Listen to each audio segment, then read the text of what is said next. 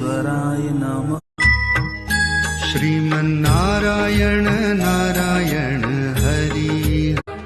महाकाय सूर्यकोटि समप्रभ निर्विघ्नं कुरु मे देव सर्वकार्येषु सर्वदा।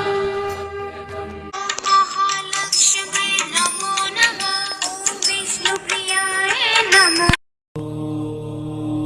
ॐ श्रीं ॐ ह्रीं श्रीं ह्रीं क्लीं श्रीं क्लीं वित्तेश्वराय नमः। श्रीमन्नारायण नारायण